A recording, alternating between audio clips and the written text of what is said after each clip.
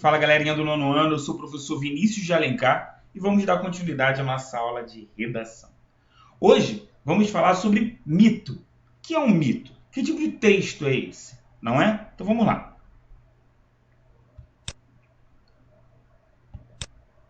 Bom, mito é uma história de transmissão oral, que isso quer dizer falada. Então é aquela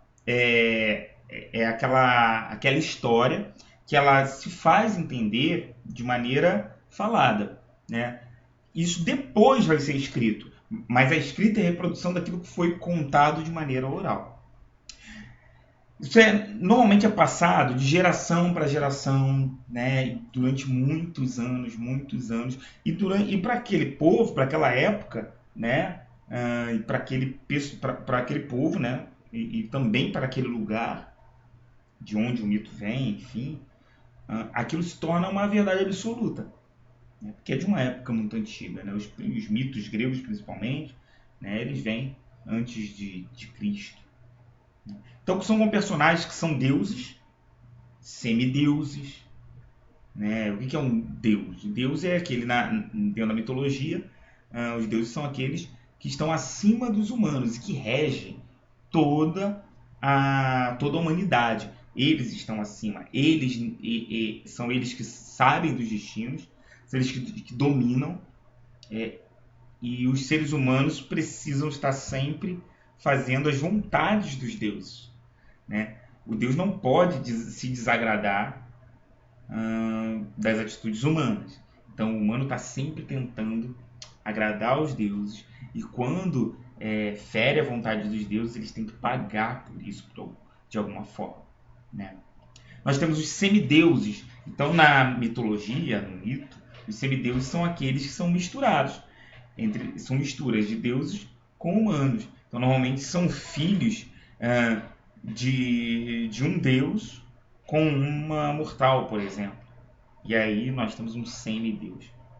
Nós temos seres sobrenaturais, que são seres sobrenaturais, que fogem do natural, fogem da ideia apenas da carne, né? Então, são seres mágicos, né? Nós vamos ter heróis, que são heróis, são aqueles que vão arriscar as suas vidas pelo bem de um povo, pelo bem de uma donzela, ou para tentar mostrar força, coragem diante dos deuses e dos homens.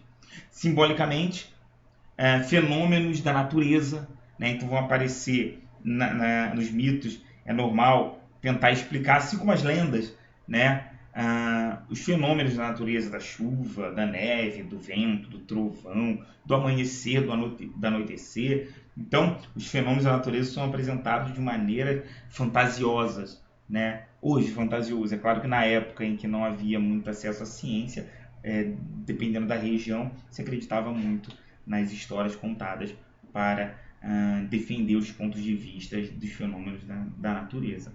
Fatos históricos, então apresenta também fatos históricos, ou seja, é normal também aparecer ali quedas de impérios, né, vitórias de reis, surgimento de reinos, enfim, são fatos que estão documentados na história, mas que são contados de outra forma no mito, né? Aspectos da condição humana ou de determinado povo também vai aparecer no mito, né? Também vai estar lá dentro dessas histórias. E quando eu falo de condição humana, a gente fala realmente sobre a morte, sobre a vida, sobre nascimentos, né? Sobre a fome, a sede, sobre o cansaço, sobre a fadiga, né?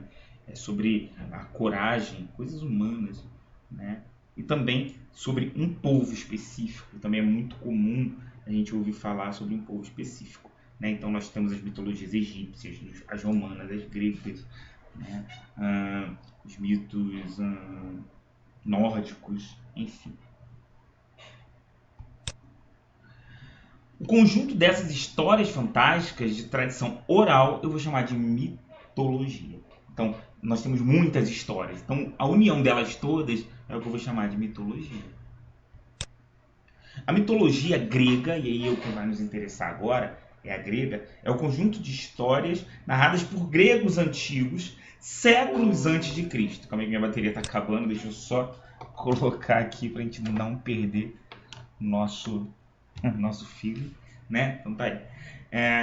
Então essas histórias elas são narradas por gregos antigos, séculos antes de Cristo, né? Por isso que é comum para galera aí que curte também as histórias cristãs, né? Para quem acompanha aí histórias bíblicas, é comum vocês se depararem com uma disputa entre os pagãos, ou seja, aqueles que acreditam em muitos deuses, né? E aqueles que acreditam em apenas um Deus, que é no caso mais comum nos dias de hoje, né? Que era o politeísmo e o monoteísmo. Essas narrativas elas possibilitam compreender a sociedade grega antiga.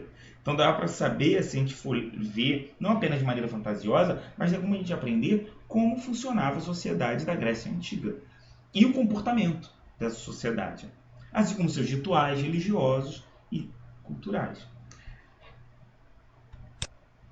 Também são fontes inesgotáveis de inspiração da arte, em todas as suas manifestações, especialmente na literatura. Então nós temos muitas e muitas, infinitas e infindas histórias, obras literárias, poesias, músicas que se debruçam sobre a mitologia grega, né?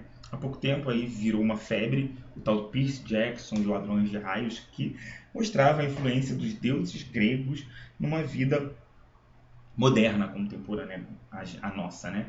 Então, foi a última mais famosa, mas nós temos muitos. Os mitos gregos influenciaram muitas histórias, né?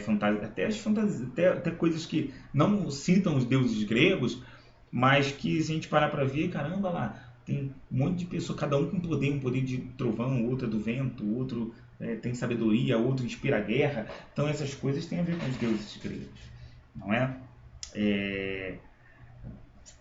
O cinema tem muito, né? Então no cinema a gente tem Hércules, cansou de aparecer tanto em desenhos animados, como em séries, como em filmes. Nós temos a Fúria de Titãs, que fala da história de Perseu, que é um herói muito importante grego. Nós vamos ter a Guerra de Troia, que é um fato histórico, aconteceu, mas ela foi contada também de maneira mitológica, quando a gente vai ver Aquiles como um grande guerreiro da Grécia contra Troia, e Aquiles é colocado como um semideus, né? filho de Hera, um mortal. Enfim, então assim, é muito interessante a gente ver as relações também. E as pinturas, então, né? Nós temos muitas pinturas baseadas nos mitos gregos. Aqui nós temos uma pintura que é Eco e Narciso, né? Que é um momento incrível, né? Narciso, essa história é famosíssima porque Narciso ele amava a Eco, né? E essa historinha tem aí no livro de vocês, mas só para contar um pouquinho, né? Vocês vão ler, é claro, a lenda de Eco e Narciso, né? Ele amava a Eco de todo o seu coração, e aí por uma brincadeira que vocês vão ver na leitura, né? Ele deixa de se apaixonar por Eco e se apaixona por si mesmo. Isso, e dá um problema nisso, vocês vão ver isso. Bom, ele se apaixona por si mesmo, aqui você vai ver que ele está fitando o reflexo dele nas águas. E aqui está Eco, a ninfa, né? E aqui está Narciso. Bom, essa aqui é uma tela, olho sobre a tela de John William Waterhouse, né, de 1903, olha isso, lá no início do século XX. É isso, então sobre mito é isso. O que a gente vai fazer, é claro, da página 57 até a página 62. 57 até 62, fazer aí para a gente poder corrigir nas próximas aulas. Tá bom? Gente, fiquem com Deus e até a próxima. Tchau, tchau.